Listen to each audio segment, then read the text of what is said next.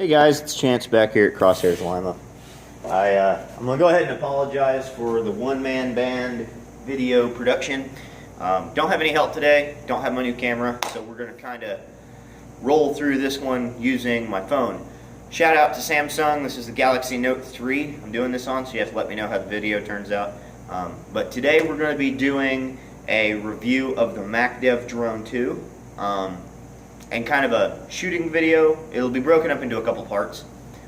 First is going to be a tabletop review and quick breakdown and all that fun stuff.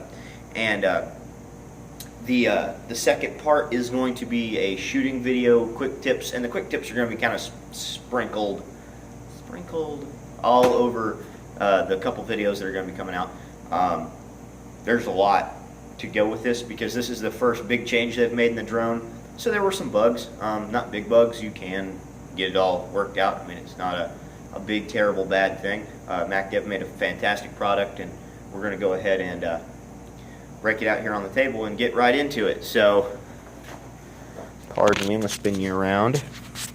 Okay, so this is mine, and I've tarred and feathered and beat the snot out of this one. So as you can see, the box is good and dirty. Go ahead and open this thing up. Sucks when you have to hold the camera and open it. Okay, now you have to bear with me because, like I said, I had some hiccups with mine. So my parts kit, some of that kind of stuff isn't quite enclosed correctly. But first, you see the shift light barrel system, the militia lube, and I'm going to go ahead and gripe right off the bat. Crap.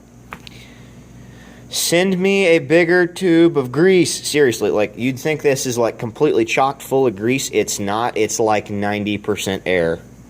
And it's just terrible. Like, I mean, if you're going to send me grease, if this was completely full of grease, I would have no problems. I'd be good for years. Even heavy tournaments and lots of playing, I'd be good for quite a few seasons. But it's not. And what Macdev wants for a big, like, toothpaste-looking tube of their stuff is kind of heinous, so...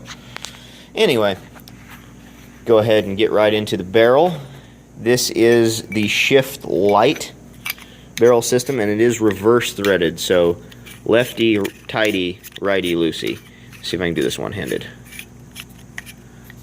Crapola.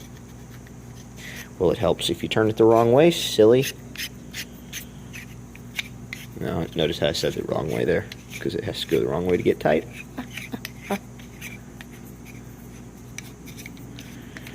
Okay.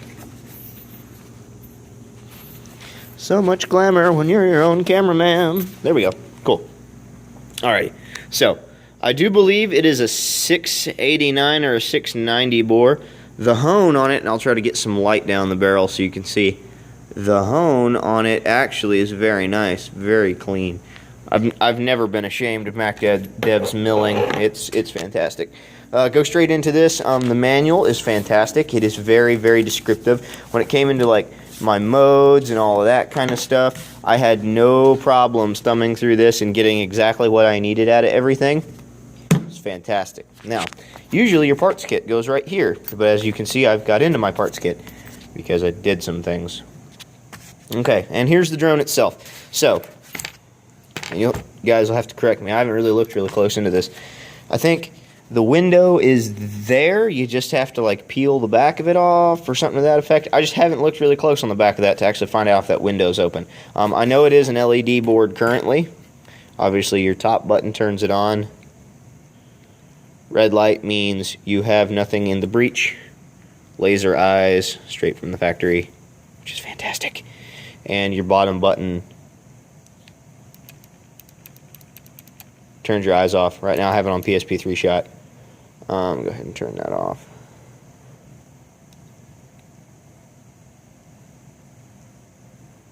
There we go. Okie dokie. So, jump right into it. I'll go over the good and the bad, and probably the good mixed with the bad. Good. In the hand, it feels very, very slim, very, very nice. Now, if I'm going to go ahead and tell you something you may not know about the drone. This is literally a grip. There's just a tube of milled aluminum under here. This is not a reg. The reg, see that little hole right there? That's your velocity adjustment, and your reg is right in here.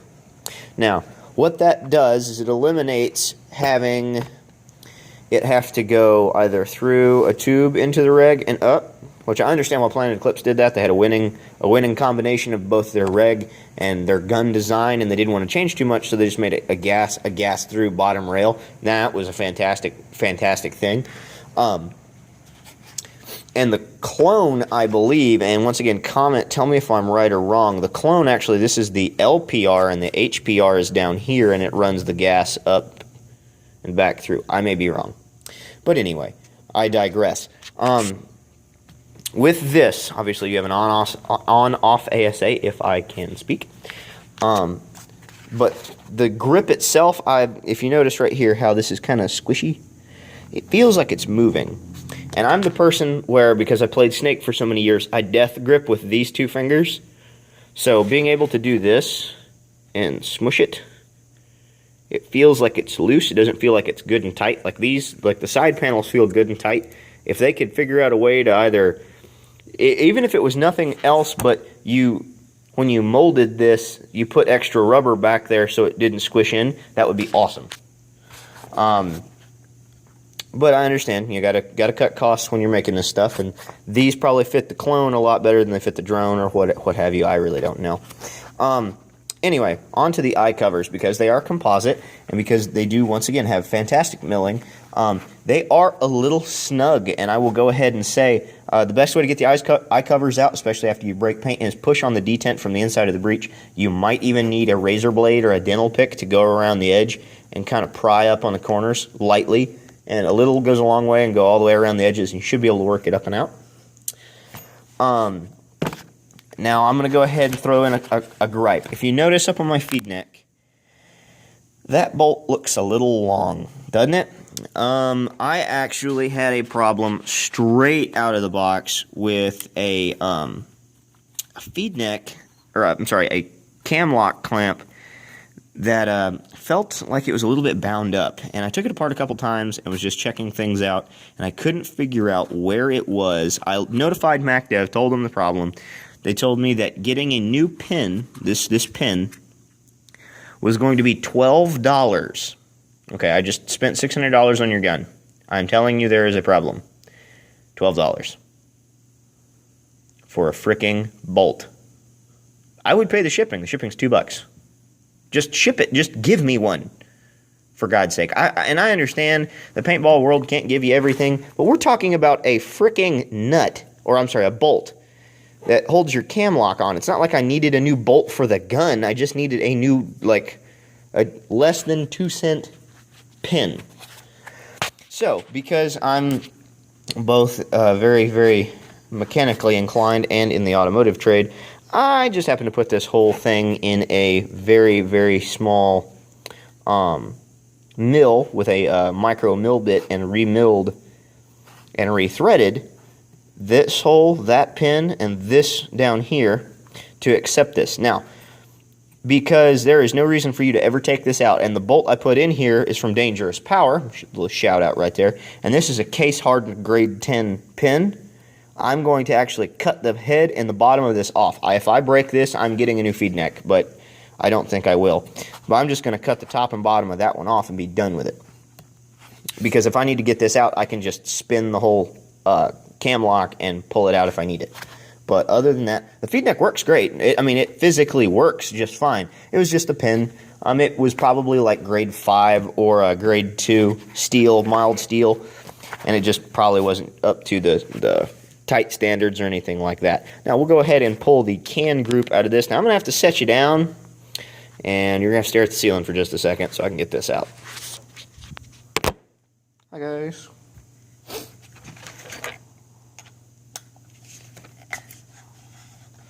You simply spin the back cap off, take your finger, and this is what I say, take your finger, stick it in the back of the gun, and then just do this, bend your finger, and your knuckle will bite into the can, and the can comes out. And I'm here to tell you, a lot of people are like, oh, you really don't need to grease these 3 O-rings really heavily. Look at my eyes. Baloney. Grease those things, otherwise you aren't going to be able to get it out the gun. But anyway, we'll move on from here. So here's your can group. Let me see if I can do this. Ghetto fabulous. Okay, so you're under my chin right now. I'm just going to demonstrate how you take it apart. Back half of can, bolt, valve. This is actually called the valve. Doesn't look like a valve. O-rings inside. Grease thoroughly. It is a grease hog. It likes it. Put it all back together. Knuckle it. Seat firmly. And now we'll go back the other direction. Give me a second. And that's really all it is. As far as maintenance goes, this thing is about as easy as it comes. And usually when you say ease and maintenance, or ease of maintenance, Macdev isn't usually the first company that comes to mind. It's usually like Planet Eclipse or Tippmann. Well, you know what? I take that back. Tippmann's you don't need maintenance. Just throw some Gold Cup at it. Because that's the solution to all Tippmanns, because that's what all Tippmann owners think. But there you go, you're all back together. Throw the barrel on this and we'll take a look at it sitting on the table. Give me just a second, guys. Talk quietly amongst yourselves.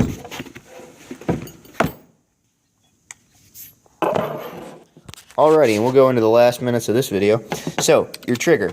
This is a fantastic trigger, and I'm not much for sling style triggers, but I like this one. I don't think I'm going to go to anything else. I might go to a Violent series trigger, but honestly, it's really nice. And also, you have these set screws on each side, right there, which adjust your slop side to side. So, like right now, I have like 0 slop in the trigger, like none at all.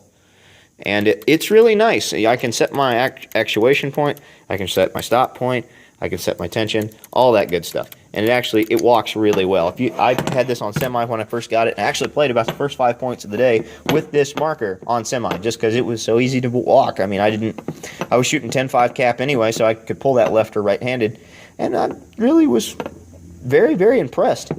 I love the color, the kind of the OD green, and I'm not an OD guy. I like loud, vibrant colors. I mean, I like stuff that screams at you. I mean, heck, until I got this, my primary marker was freaking pink, so, I mean, this is the first time I've ever got a subdued color, and it looks really sharp. I really like it. So we'll probably from here go out on the field, and I'll take you through the quick setup and how I had to get this gun working. By the way, this is a low-pressure gun. If you have an 850 output pressure tank, you're probably going to break some stuff. But we'll go into this real quick, and we'll get rolling. Be back in a second, guys.